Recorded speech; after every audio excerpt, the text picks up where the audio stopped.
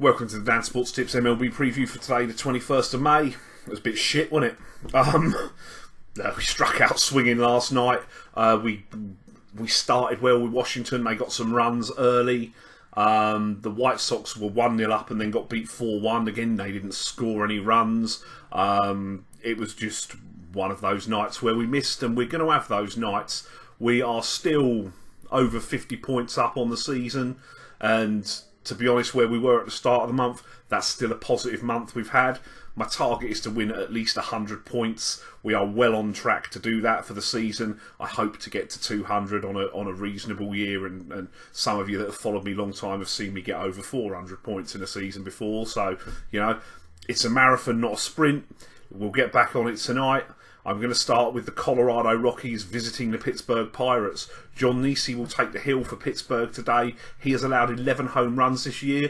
While he has been better his last two starts, it has been against subpar lineups in the Reds and the Braves. The Rockies and the Pirates lead baseball in batting average between them this year. Neese's whip of over 1.5 is high and likely won't cut it in this game if it goes ahead, because the weather forecast is not fantastic. Tyler Chatwood opposes for the Rockies. Now, while he's had issues at cause, most pitchers do. He's a ground ball pitcher who has excelled on the road, going 4-0 with a 0.33 ERA. With the power in the Colorado lineup, they should be able to punish Neese and add to that home run total. I would think this is a very winnable game for Colorado, and I will take them on the money line as a dog, and I will also buy to 1.5 and 4.5 just in case they blow these Pirates out the water. The next game I'm going to look at is the Rays and the Tigers. Michael Fulmer will start for Detroit at home. It's his first home start. He has started to allow home runs, which will be a concern, as the Rays themselves have developed a habit of hitting the ball out of the park in recent weeks. Fulmer has received plenty of run support in games he's started, because he has a winning record at 2-1 in spite of a 6.52 ERA. Drew Smyly returns to Detroit after being traded to Tampa Bay a couple of years ago to face his former team for the second time. Last time didn't go so well. He gave up, I think, 5 runs. He will be hoping to last longer than 5 innings in a game. That's all he's managed the last 3 times he's been to the Hill, and he'll be looking to rediscover the 7 and 8 inning performances earlier in the year in April.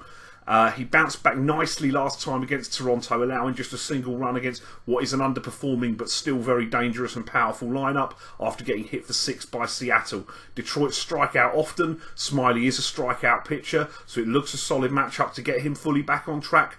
Both sides have been playing well. The Rays have won 5 of 6, and prior to defeat last night, Detroit had won 4 in a row. Looking at it on the bare face of things, the Rays have got the better starting pitcher in this matchup, and they have the better relief pitching as well. So I will take the Rays on a money line and hope that that they get the runs on the board off of Fulmer, and if not, they'll take advantage of that pretty bad Tigers bullpen. The Miami Marlins and Washington Nationals in what's one of the premier matchups today in the NL East. We got Jose Fernandez starting at home for the Marlins against Joe Ross of the Nationals. Fernandez has been hung with the loss just one time in his career at Marlins ballpark. He has excelled when he's faced the Washington Nationals, particularly this year. He has won both of his starts, pitching 13 innings, allowing just 2 earned runs and striking out 20 batters. Joe Ross started the year outstanding. I think his ERA was below 1 through the first 3 starts. He has quietly struggled of late though, losing 3 straight starts, including his last start against these Miami Marlins. 5 runs were scored off of his pitching, only 3 of them were earned that day. Giancarlo Stanton for Miami is struggling at the plate at the moment, obviously the main power threat in their lineup. That being said, the lineup itself does hit well for average. There are a lot of batters in there, the likes of Yelich, Dietrich, Prado, all of whom hit from the right side of the plate for a matchup with Ross. They hit well for average. They can string some hits together. So I'm going to look for the Marlins to win this game today. I'm going to play them on the run line and hope that our luck turns and they don't win by a single run. There could be some more plays later on. I'm looking at sort of the performance lines and home run lines, but Paddy are dragging their feet getting them up today.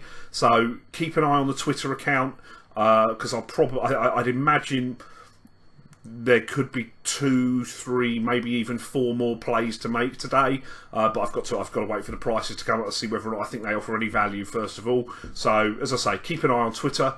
Best of luck, because we bloody need it if you're having a play today. See you tomorrow. Play ball.